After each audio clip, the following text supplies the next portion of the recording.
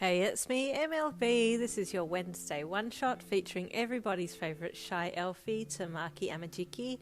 Reader in this story is female, and now I wouldn't usually do this, but I've added a defining feature to her look, which is the whole premise of the plot line. It's a facial birthmark.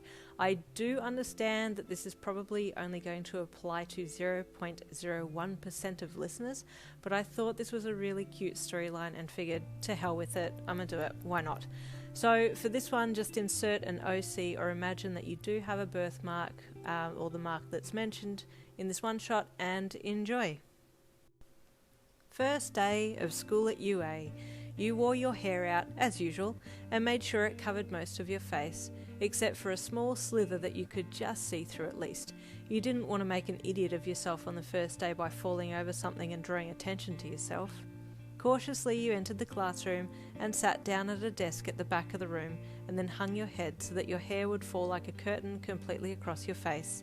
The minute the classroom light was shaded by your locks, you felt more at ease, enclosed in your own little world. It was while you were sitting there that you felt the presence of someone sit down at the desk next to you, and you glanced from the corner of your eye to see who it was. It was a boy with pointy ears like an elf, and with long hair.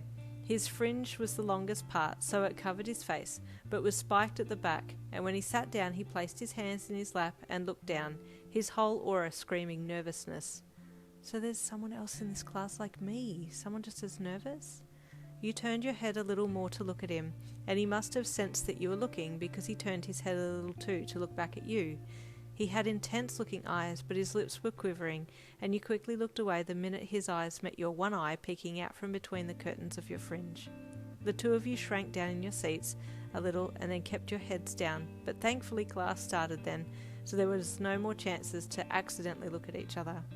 Once that first day had ended, you had hidden in the girls' toilet so that you gave everyone else enough time to get their things before you went to the lockers to get your stuff. You hated it when there were too many people around. Satisfied that you had left enough time, you exited the toilets and went to grab your bag, eager to get home. You were so focused on getting out the doors that you didn't see that it was raining, and slipped as you stepped down the first step. But before you could fall further, someone, or rather something, grabbed your arm, and you quickly looked over your shoulder to see who it was. At the same time that you looked back, you also looked up, realizing that it was raining, and that's what had caused you to slip. Now, with your face pointing upwards, your hair had fallen out of the way, revealing your whole face to the shy boy who had grabbed you. The exact same one that you had looked at in the morning class. He had turned his fingers into octopus tentacles and had wrapped them around your wrist to grab you. Seeing his quirked fingers clearly, coupled with the sudden horror of knowing that he had seen your complete face, made you shriek, which scared the living daylights out of him, and he screamed as well, letting you go and backing up quickly. Now embarrassed, you got up and fled, slipping and tripping your way as you raced down the stairs and then out into the rain. The poor shy boy, Tamaki, watched you go, his awestruck face showing his surprise at seeing your whole face. The mark on her face, it's beautiful. It's shaped like a butterfly. The next day you entered the school like you usually did, keeping your face down and form small so as not to draw attention to yourself.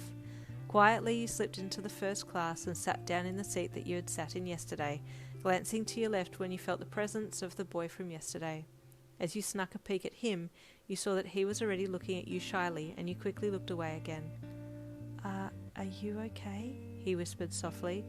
You quickly looked at him again, making sure that your hair was still covering most of your face. "Mm-hmm," you hummed softly with a nod.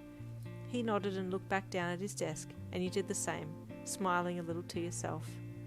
All that day, you felt the shy boy stealing glances at you, and you felt a little uncomfortable, thinking that maybe he thought you looked terrible, now that he'd seen your face, and thus your birthmark.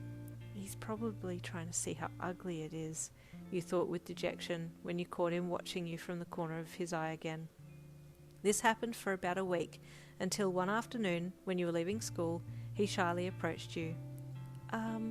Hi, I'm Tamaki," he said in the softest voice, as he wrung his hand into his bag strap over his shoulder and stared at the floor. "I'm Yin," you replied just as softly. There was a lull in the conversation, so you took it as the perfect time to leave and turned to run from your locker. I like your butterfly," he suddenly blurted out, and you looked back over your shoulder at him. Butterfly? You asked, confused. He hung his head and his bottom lip quivered as he tried to formulate his next sentence. But it was taking too long, and it was starting to stress him out that you were waiting on him, and it was all too much for him. In a moment of panic, he turned and pressed his forehead to the lockers, and you watched on curiously. You could feel his nervous energy from where you stood, and it made you feel a little bit more confident that there was someone possibly shyer than you around. Butterfly? You asked again, a little more confidently. What butterfly? On your cheek and over your eye, he said, still facing the locker. It was then that you realised he was talking about your birthmark, and you instinctively covered it with your hand, even though your hair was still concealing it. It's not a butterfly, it's ugly, you said in a suddenly emotional voice, upset that he had indeed seen it, and on top of that he was wanting to talk about it. He turned his head to look at you, the top of his head still pressed against the locker. It looks like a butterfly, and butterflies are pretty, he said in the most innocent voice you'd ever heard. Pretty? Is he calling my birthmark pretty? What? Overwhelmed, you turned and fled, not sure how you were feeling right then. Your heart was caught in a whirlwind of emotions. Wait, Yin! Tamaki called out after you, not understanding why you had run. You sprinted all the way home, not caring that the wind was blowing your hair back from your face. Racing into your house and up the stairs, you barely touched them as you beelined for your room and slammed the door shut behind you, safe from the boy who had caused your heart to react like that. You lay face down on your bed, panting and asking yourself what it all meant until you calmed down and fell asleep. The next day you were extra shy around Tamaki, hiding your smiles whenever he looked at you. At the end of the day, you were again trying to leave when he called out to you. I'm sorry, he said softly when he approached you. I didn't mean to make you run away from me yesterday. I'm sorry if I said something weird or... No, it's fine. I don't like this stupid mark on my face and you saw it and... It's pretty, he blurted out. You clammed up, your heart suddenly thumping so hard that it made it hard to talk, and for the second time in 2 days, you fled, leaving behind a confused and sad Tamaki. I don't think she likes me very much, he thought, as he sighed and slowly made his way home.